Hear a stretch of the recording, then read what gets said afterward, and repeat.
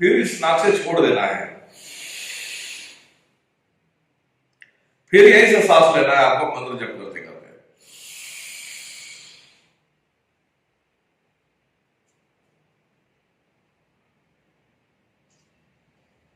फिर छोड़ना है।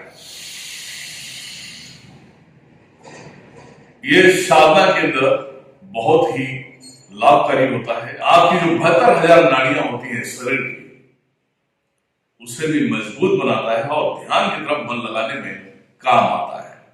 अब मान लेना कि आप पहले सांस लिए मंत्रों के द्वारा, उसे होल्ड किया, अंदर कितना टाइम होल्ड कर सकते हो, उसके बाद आपने मंत्रों के द्वारा छोड़ा, उसके बाद आपने बाएं नाक से सांस लिया, दाएं से छोड़ दिया, दाएं से सांस लिया, बाएं से छोड़ दिया। बाएं से लोगे एक बार हो जाएगा, दाएं से छोड़ोगे वो एक बार में काउंटिंग होगा। इस प्रकार से 3 बार करना है, ठीक है।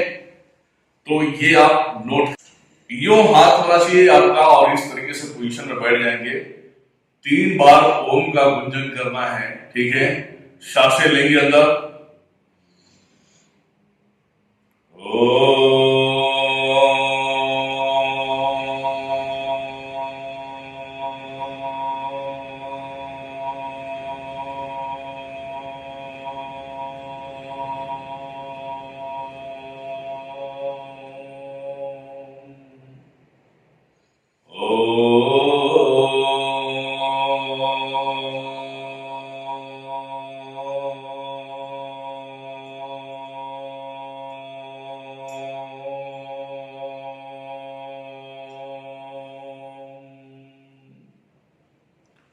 इस प्रकार से आपको 3 बार आपको ओम का ध्वनि छोड़नी है, 3 बार।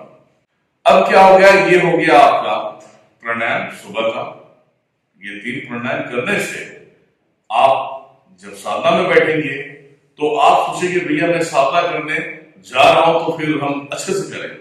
उसके अंदर भी एक कमी है, जब आप साधना करने के लिए बैठते हैं तो आपको एक मंत्र का एक माला आपको जप करना है। वो मंत्र क्या है, आपका साधना सफल हो, दिमाग यहां वहां ना भटके, उस मंत्र का एक माला जप करना है।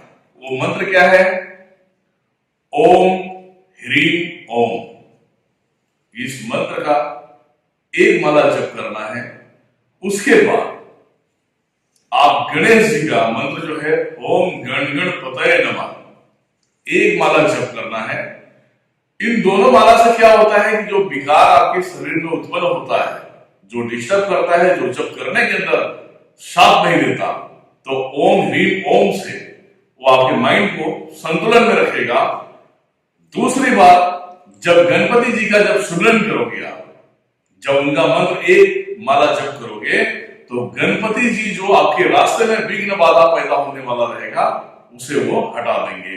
तो आपका जो इष्ट मंत्र है उसे आप जप करेंगे, उसे सिद्ध कर पाएंगे।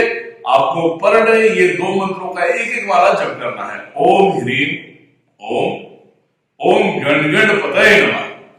अब रही बात की, जैसे मैंने आपको माला का जो बताया कि तरीका किस तरीके से माला जप करना है, आपकी कमर ऐसा नहीं होना चाहिए, ध्यान रखना।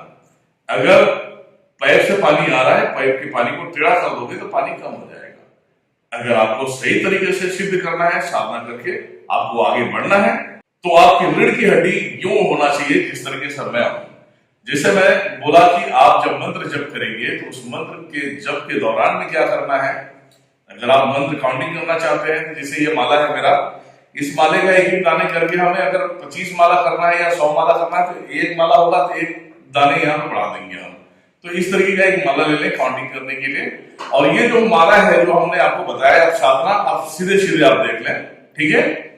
जैसे ये है, अब मैं बोल के इसलिए बता रहा हूं कि आप सबको समझ में आना चाहिए मंत्र कितने फास्ट, अगर अंदर अंदर जब करेंगे तो मंत्र बहुत फास्ट चलता है और मेरे मंत्र हमेशा फास्ट चलते हैं। और ये काउंटिंग कर सकते हैं कि ये 22 से 23 सेकंड के अंदर, 22 से 23 सेकंड के अंदर ये एक माला होगा मेरा, ठीक है।